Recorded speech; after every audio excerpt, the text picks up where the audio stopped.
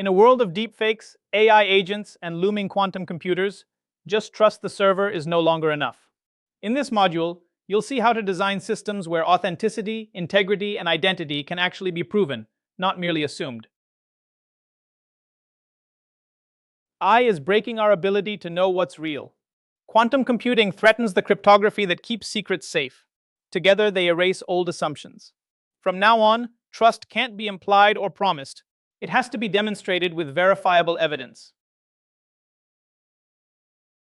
For decades, security was built on implicit trust. If something sat inside the network perimeter, we mostly assumed it was safe. If a user had the right role or badge, we mostly assumed they were trustworthy. The core flaw is this: trust was granted based on where you are or who you are, not on what you can actually prove you're doing. Implicit trust used to mean if you're inside the network, you're safe. That model has collapsed. Supply chain attacks bring malicious code in through trusted updates.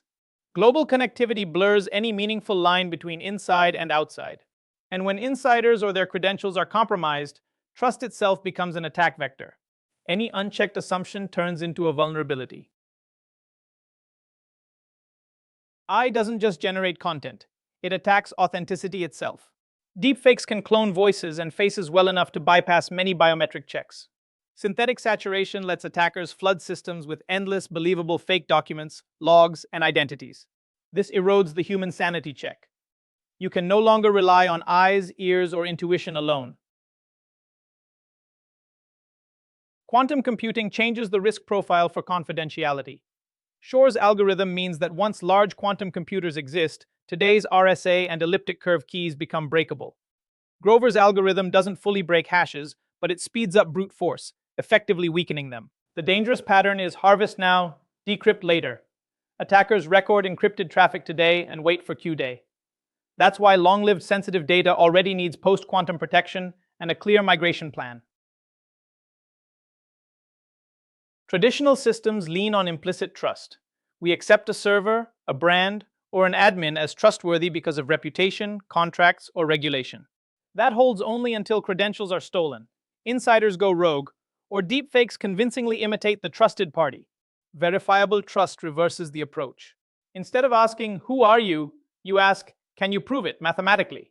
Cryptographic proofs, not corporate promises, become the primary evidence that data, actions, and identities are legitimate. Verifiable trust distills down to a few core security properties. Authenticity answers, who really produced this? It binds data or actions to a specific key, device, or organization. So identity isn't just assumed, it's provable.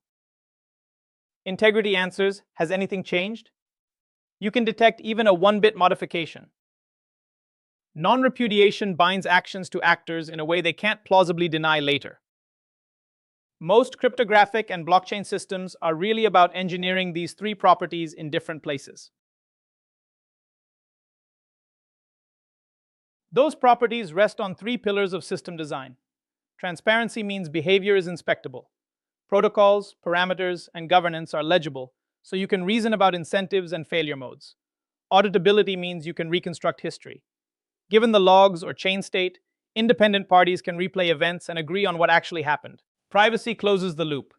Techniques like zero knowledge let participants prove compliance or ownership without revealing underlying secrets.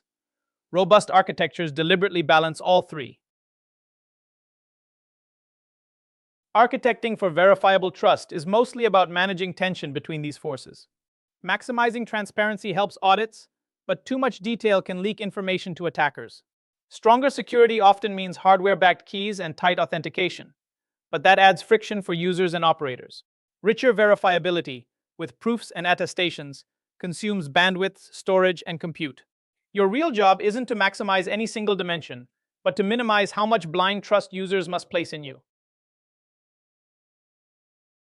Centralized trust is optimized for control and efficiency. You get clear governance, fast decisions, and simpler operations. But you accept single points of failure, insider risk, and jurisdictional fragility. Decentralized trust distributes authority into protocols and consensus.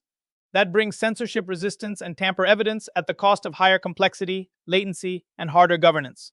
Federated models sit between these extremes. trading some resilience for easier coordination and regulatory compliance. Provenance architectures aim to answer a simple question: where did this file really come from? Standards like C2PA attach a signed, tamper-evident nutrition label directly to the asset. Each edit appends a new signed record, forming a forward-linked hash chain. You don't need a global blockchain. The chain of signatures and hashes is enough to prove history. If any step is removed or altered, verification fails. When it passes, you can strongly bind authorship and edit history to that file.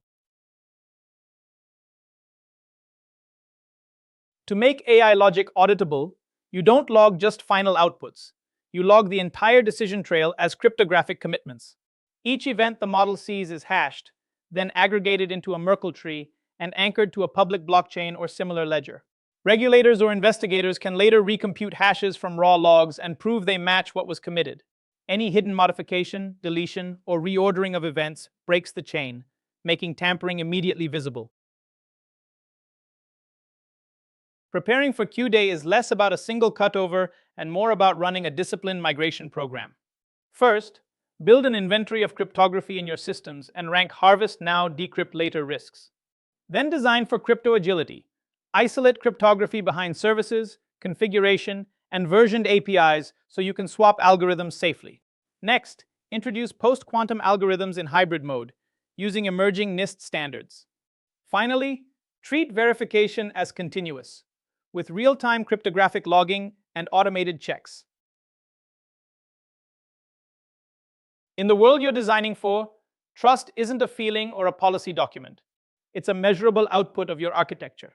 As you continue, keep asking, can this claim be cryptographically proven, independently audited, and adapted as threats evolve?